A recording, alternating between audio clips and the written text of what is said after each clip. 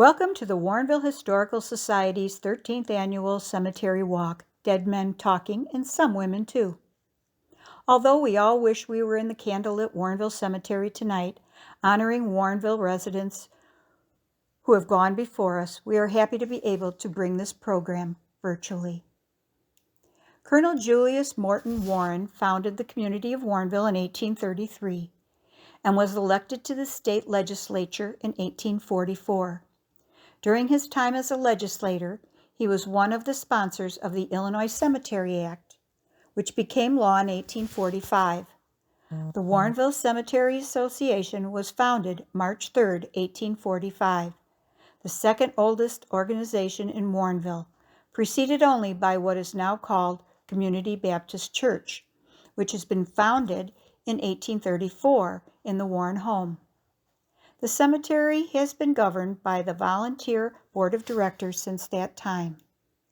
Before 1845, there was already a burial ground in Warrenville located on the east side of First Street, today's Winfield Road, between what are now called Greenview Avenue and Butterfield Road. Land was purchased from Colonel Warren for a larger cemetery along Big Woods Road, today's Warrenville Road, where we now find ourselves. The graves from the old burial ground were relocated, either to this cemetery, to Naperville Cemetery, or the Big Woods Cemetery on Eola Road. One of the grave markers from that burial ground can be seen in the museum on 2nd Street. The Volunteer Cemetery Board met faithfully through the years, often meeting in one of the academies or schools located in Warrenville in the mid-19th century. During the Civil War, the number of burials in the cemetery nearly doubled. Warrenville, a town of about 250, had sent 50 men and boys to the war, and a third of them died in combat, prison, or from accidents or disease. In 1885, additional property was purchased for the cemetery grounds from William Manning, often known as the second founder of Warrenville. Today, the cemetery is almost 5 acres and has 2,950 grave sites. About 1,500 are occupied. Local resident John Player, owner of Player Dairy, took a special interest in the cemetery in the 20th century. Mr. Player is responsible for the fence along the front of the cemetery, as well as the columns at the entrances. He also obtained the large planter from the right-of-way of the Chicago, Aurora, and Elgin Railway when the train line went out of business in 1957.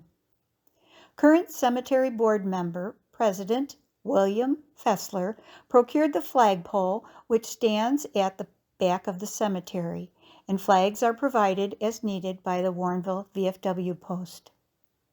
During our program tonight, you will hear the stories of 7 Warrenville women. As 2020 marks the 100th anniversary of the 19th Amendment, which gave women the right to vote. We are continuing to feature the stories of women who have contributed to our community. Thank you for joining us. We hope you enjoy hearing these stories.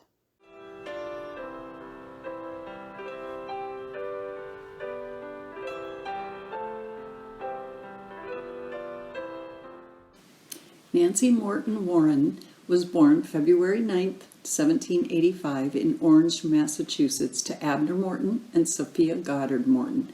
Nancy's father's family emigrated from England in 1623, 3 years after the Mayflower on the Anne. The Mortons and the Goddards were both prominent families in the New England colonies and early United States. After prominent marriages for many of Nancy's siblings, her family was often frustrated that Nancy chose to marry Daniel Warren. Although the Warren family was also a long-standing New England family, Daniel had tried and failed with many business ventures. Despite the family's struggles, Nancy and Daniel created a happy home for their 8 children, 7 girls and 1 boy. Raising the children in the close-knit community of Western New York provided support to Nancy and Daniel, as many neighbors helped to keep an eye on the children.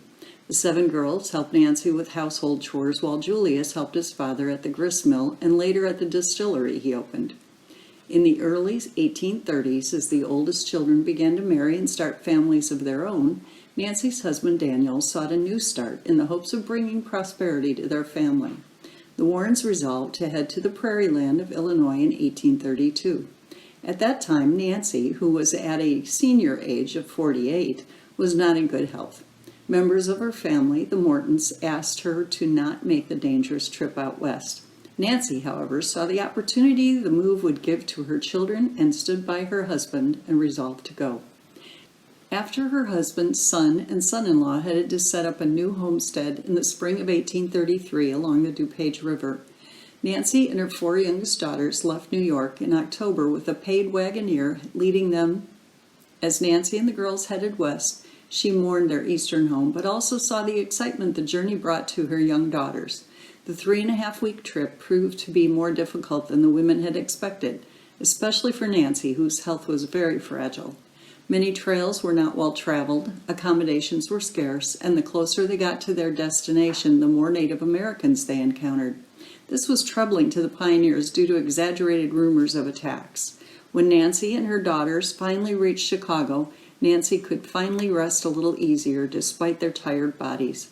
They were soon reunited with the Warren men along the DuPage River. The next year, 1834, Julius, the only Warren son, moved up the DuPage River a mile from the family's first settlement and built a home which stands on the northwest corner of Main Street and Batavia Road. It is the oldest wood-frame structure in DuPage County. Julius and the Warren family would help grow the settlement and form the foundation of what became the community of Warrenville.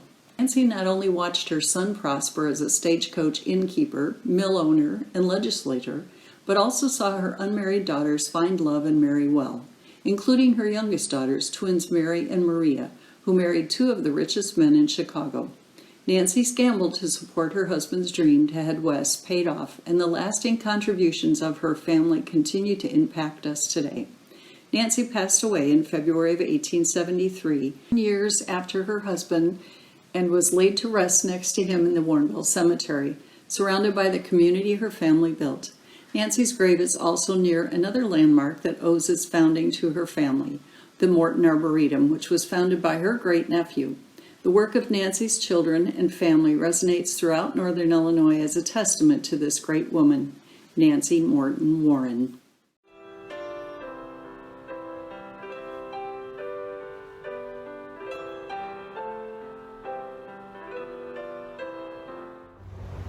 Good evening. I would like to share with you a story of Marion Bird. Marion was born in Winnebago County in Rockton, Illinois on August 15, 1839. Her parents were Louisa Warren Bird and Frederick Bird. Her parents married in New York in 1824, which is where they started their family. They moved to Illinois to be with Marion's mother's family, who were the Warren family, which was led by Louisa's brother, Colonel Julius Warren, who had come to this area in 1833. When Marion's family moved to Illinois, they lived in what is currently the McDowell Woods area. But it wasn't long before they decided to settle upriver in a new developing community, which we know as Warrenville. In 1835, the family's next move relocated them from Warrenville to just north of Geneva, Illinois. Westward movement was in their blood, and the family's next move brought them to the Rock River area. This is where Marion was born, and the family started their farmstead. The Bird family, like the Warren family, were New Yorkers, so during Marion's childhood, there were many trips between New York and Illinois. Sadly, on one of these trips in 1842, Marion's father, Frederick, passed away. Her mother, at the age of 36, was left as a widow with 7 children. Louisa and her children returned to the Warrenville area and built a home on a large estate at 4th and Jackson Streets. Marion spent most of her growing years at this location. It was 3 South, 457 Jackson Street, which is located just west of the current fire department. As the niece of Colonel Warren, Marion and her siblings overheard many discussions concerning the growing Warrenville community and the big decisions that had to be made. She witnessed the community of growth from a mere 20 people to nearly 1,000. In 1860, at her uncle Colonel Warren's home, Marion's sister Frankie married James McKee. The McKee family were also pioneers from this area, and they homesteaded here in 1830s. Marion was very close to her sister Frankie and helped her with her growing family. Sadly, though, in 1899, Frankie passed away. It was common in those days for family members to step up and help other family members. So after Frankie's death, Marion moved in with her brother-in-law on Eola Road and worked as his housekeeper. Marion and her late sister Frankie's husband had always been very close friends and shared many outings together. Unfortunately, one fateful outing took a tragic turn. On Wednesday, December 30th, 1903, Marion and James had chosen to attend a performance of Mr. Bluebird. It was a very popular musical comedy showing at the Iroquois Theater in Chicago to a sold-out crowd. You may be familiar with the Oriental Theater, which stands there now. Well, during the performance, a fire broke out, and Marion and James, along with nearly 600 of the 1,602 attendees, were tragically killed. This became known as the Great Chicago Theater Fire disaster and was described as a national tragedy. In fact, it was the deadliest theater fire and single building fire in the United States history. By comparison, the Great Chicago Fire of 1871 resulted in 300 deaths. It was recorded that shortly after the beginning of the second act, 8 men and women were performing in the pale moonlight, with the stage illuminated by blue-tinted spotlights to suggest a night scene. Well, one of the sparks from those spotlights arced and ignited a muslin cloth curtain. A stagehand tried to douse the fire with kill-fire canisters provided, but it quickly spread to the fly gallery high above the stage. There, several thousand feet of highly flammable painted canvas sets and scenery flats were hung. Patrons of all levels began to flee the theater, only to have their attempts hindered. There was a single broad staircase leading from the balcony and the gallery levels to the foyer. Additionally, the theater was designed with only one shared entrance and exit. Those patrons on the upper levels tried to exit via the fire escapes, only to find them unusable and unfinished. The design proved disastrous. The largest death toll was at the base of these stairwells, where hundreds of people were trampled, crushed, and asphyxiated. The Iroquois Theater had no fire alarm box or telephone. This disastrous fire led to quick and radical changes in the theater policies and fire codes that are still in place today. Theaters across the United States and in Europe closed immediately to make needed improvements. The Iroquois fire prompted widespread implementation of the panic bar, added extra signage for emergency lighting, and other fire ordinances and procedures. Marion Bird's body was brought back to our Warrenville Cemetery to be buried next to her mother. Her memory lives on at the Warrenville Historical Museum. Marion chose to honor her family's heritage in a family tree hair sculpture that she designed and created. The intricate hair sculpture, arranged into a beautiful flower cross, was made from pieces of hair from 66 of her family members. The museum is proud to display this treasured piece that not only encompasses Marion's love for her family, but also speaks to the ways historic events have shaped our modern world.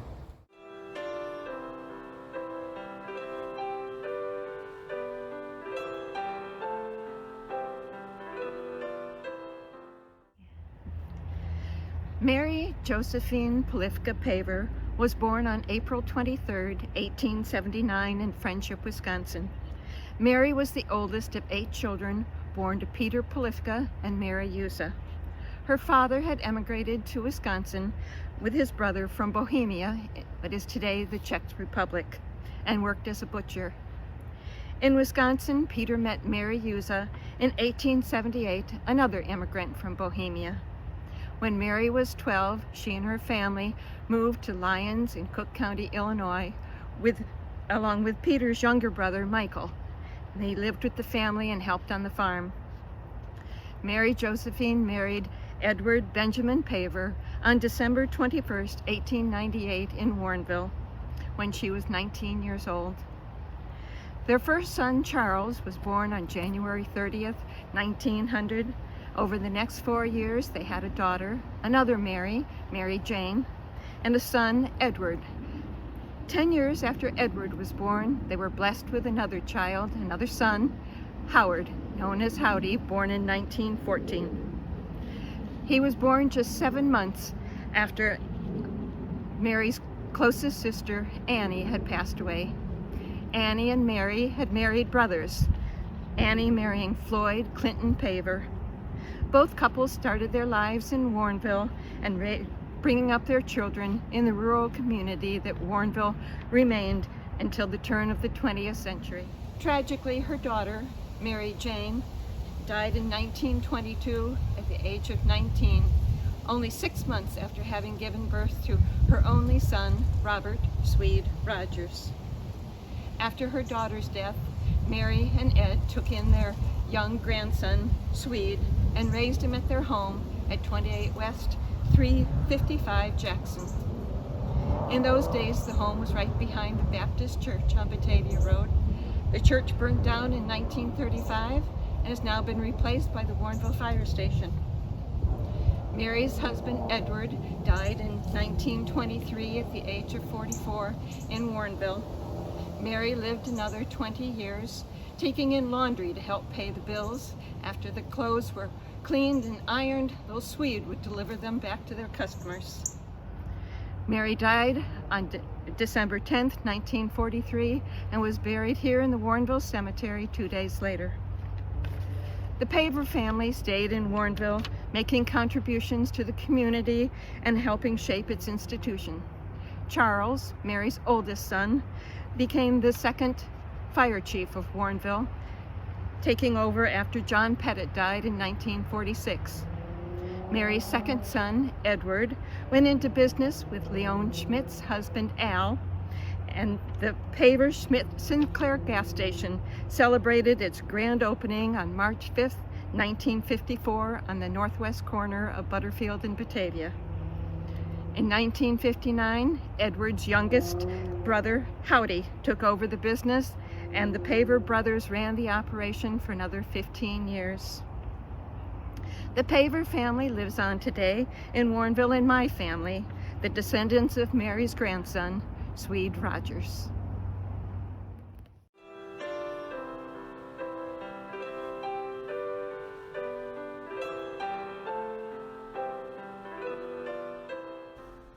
Mary Hospowski Mack was born in Chicago on July 5, 1912, to her parents Thomas and Eleanor Mackey.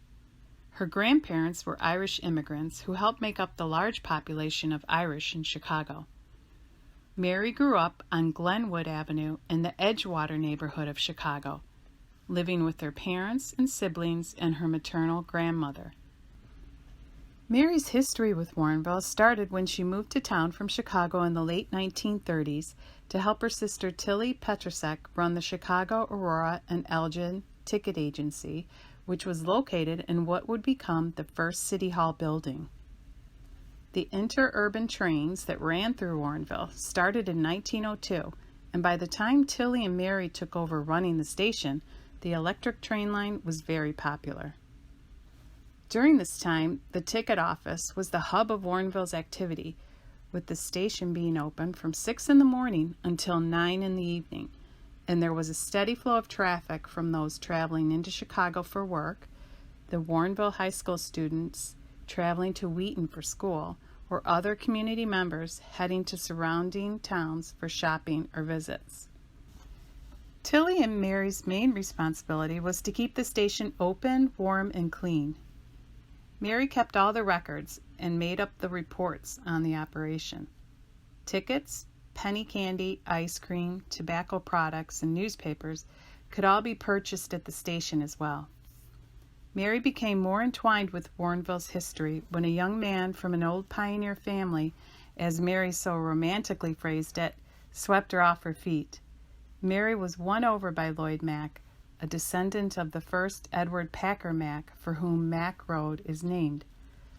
Lloyd was a Warrenville Cyclones baseball player and was self-employed in his construction company, the L. Mack Builders Company.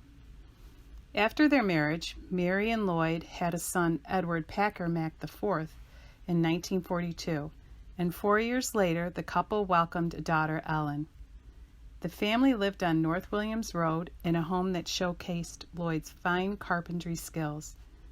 During their marriage, Mary and Lloyd loved to care for their property, growing over 1,000 evergreens from seedlings, and enjoyed traveling and rousing good games of bridge or pinochle. In 1954, Mary became the medical receptionist for Dr. Mary Breen, Warrenville's beloved family doctor. Mary Mack's sweet spirit and ready smile put the patients at ease as they waited in the reception room to see the doctor. Mary also had a community spirit and volunteered and served on many boards.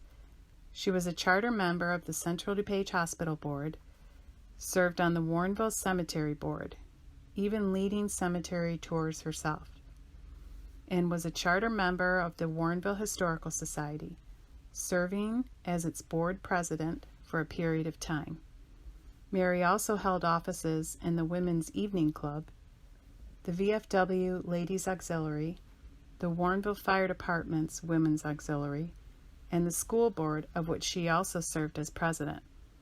Mary was always active in the Community Baptist Church in Warrenville. Mary made many contributions to our community. She passed away on January 7, 2001, at St. Patrick's Residence in Naperville. Mary outlived her husband Lloyd by 14 years, and sadly her son by 6 months. Reverend David Anderson officiated her funeral service at the Warrenville Community Baptist Church, and she was laid to rest in the Warrenville Cemetery.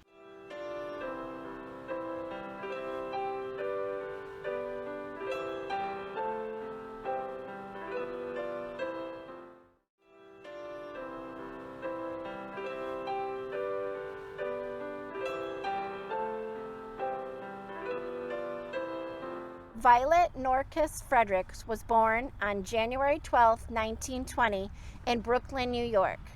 Violet's father, John Norcus, was the son of immigrants from Lithuania who came to the United States in 1870.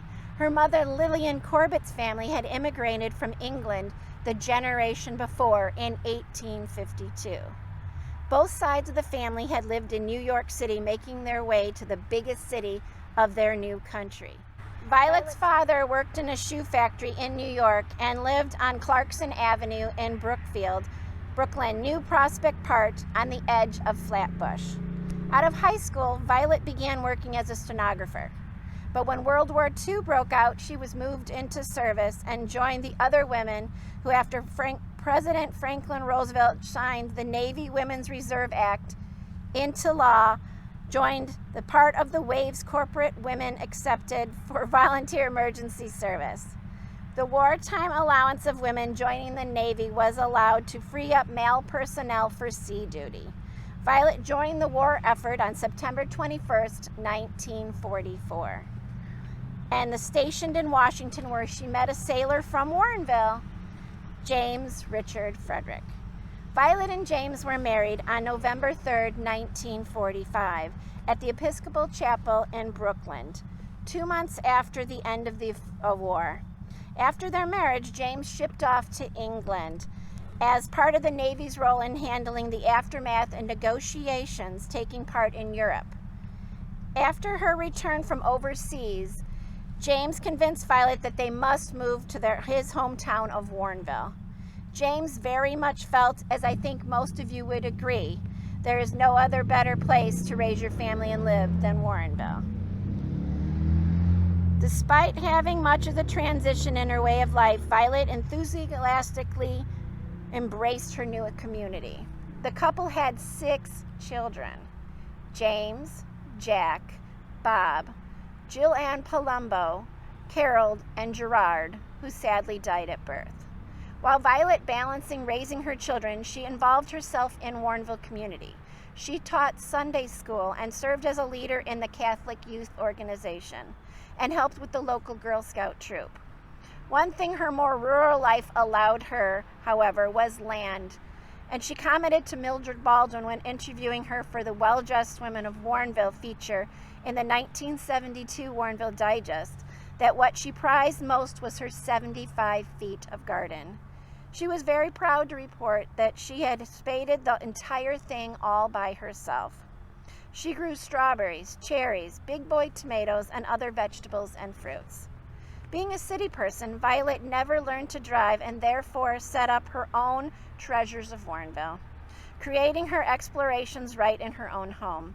She attended every auction, rummage sale, and garage sale to find the perfect pieces to add to her collection. Her very own museum consisted of a steel candy dish from the Chicago World's Fair, a candlewick set of fork, spoon, and dish, many pieces of cut glass, pressed glass, and oddities from all over the world that found a home with Violet.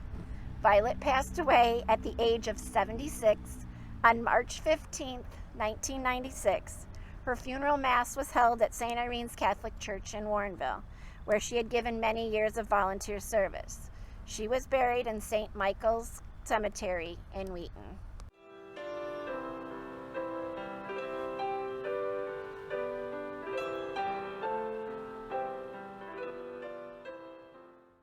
Hope Baldwin McCormick.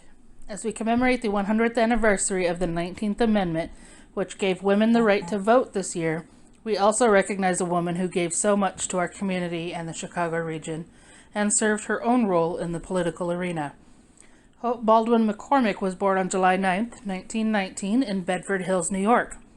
Her father was a successful businessman, enabling Hope to attend the prestigious Ethel Walker School in Connecticut.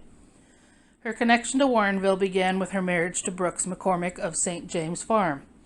Brooks, a cousin of Colonel Robert McCormick of Cantigny, had carried on his family's business, serving as executive for the International Harvester Company in Chicago, but finding refuge in Warrenville Horse Farm his father had purchased and passed down to him. St. James Farm allowed Brooks and Hope to showcase their love for horses, and they promoted many equestrian events on the property, a lasting tie that continues to this day. Not content to fit into the mold of social and philanthropic leader, Hope McCormick in the 1950s was drawn into the world of politics. She later reflected on her political career as about one of the most rewarding things she had done in her life. After chairing the Women's Division of the Illinois Republic Fund in the fall of 1964, she herself became candidate for office. Conducting in-person campaigning on the streets of Chicago, she passed out literature and met voters who subsequently elected her to term in the Illinois General Assembly. She founded and served as president in the 9th Citizens Group, representing Republicans from the 9th Congressional District, and served as a Republican National Committee woman in 1968. As a delegate, she participated in 3 national GOP conventions in 1968, 1972, and 1976. Hope was outgoing and socially minded, and determined to promote women in leadership positions, including crossing the political aisle and supporting Dawn Clark Netsch, a Democrat who was the first woman nominated by a major political party to run for Illinois governor. A leader for her time in politics, Hope also utilized the community standing, giving her time and money to cultural organizations and serving on numerous boards. She personally supported the Fashion Museum collection, the Hope McCormick Costume Center at the Chicago Historical Society, now the Chicago History Museum. Hope and Brooks were also art collectors and donors. For many years, their St. James home displayed works by Adam Emery Albright, one of Warrenville's famous Albright artists. The McCormicks gave in many ways to the local community, donating funds to local schools and nonprofits. Near and dear to the Historical Society's heart, the generous donation Hope and Brooks made to fund the renovation of the 1858 Methodist Church, which had served as the Albright Art Studio. The renovation ensured that the historic building was saved and today provides a wonderful home to the Warrenville Historical Museum and Art Gallery.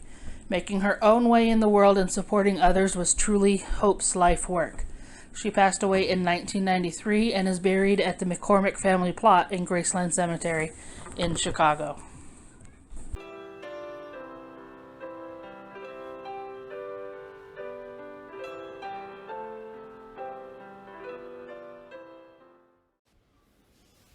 In 2020, as we highlight women's history, we pay a special tribute to the woman who devoted much of her life to bringing Warrenville history to life. The stories that you have heard tonight and much of the history contained in the Warrenville Historical Museum we owe to Leon Schmidt. Leon was born in 1918 and grew up in Chicago. Although she was a city kid, she fondly remembered spending summers in rural Indiana with her cousins, experiencing the freedoms that life in the open countryside could provide. Leon moved to Warrenville in 1953 and found the benefits of that country living she so loved during her childhood in Indiana, with all the conveniences of the big city just a train ride away. She was immediately interested in our small town and wanted to learn more about Warrenville's history, but she couldn't find much written about it, and what she could find was a lot of conflicting information. Her strong desire to know more about her adopted home was further fueled by the stories of her new husband, Al Schmidt. He had worked in the community for over 20 years by the time of their marriage and had learned a lot about the tight-knit community here. Leon's Gregg Business College education and work as a secretary and editor gave her the necessary skills to start researching and compiling Warrenville history. While she pursued her labor of love gathering our local history, she continued to work as editor of the Signet of the Phi Sigma Kappa, and then joined Al when he opened the car clinic on Batavia Road in 1960. She took on the important responsibilities of receptionist, order writer, cashier, bookkeeper, parts runner, and advertising manager.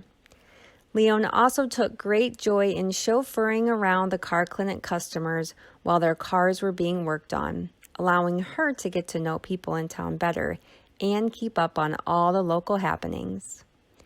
Leon's hard work and expertise are clearly shown in the 6 local history books she authored, which detail the early days of DuPage County and Warrenville. Not only did she publish Warrenville's history through her almost 50 years of research and writing, she also worked to make sure that the community's rich heritage could be shared and have a home. In the early 1980s, she helped create the Warrenville Historical Society and worked with the city of Warrenville to find a suitable home for Warrenville's own historical museum in the former Albright Art Studio on 2nd Street. Leon's hard work and dedication did not go unnoticed. Throughout her life, she received many accolades and awards. In 1991, the Illinois Historical Society presented her with a Friends of History Award, their highest honor, for sustained and varied contributions to local history. In 1999, she received the Studs Terkel Humanities Service Award Medal from the Illinois Humanities Council. Leon's passion and work live on in the community she loves so much and in her life's work preserved and on display at the Historical Museum. Thank you for joining us this evening. We hope you enjoyed hearing some of the stories of women who have come into our community and left great impacts. We hope that you and your family are doing well as we continue to work through this pandemic together. We look forward to opening the museum in February 2021, but until then, stay connected.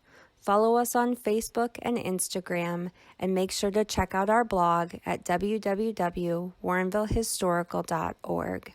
You can also always email us with any questions or give us a call if there's something you need.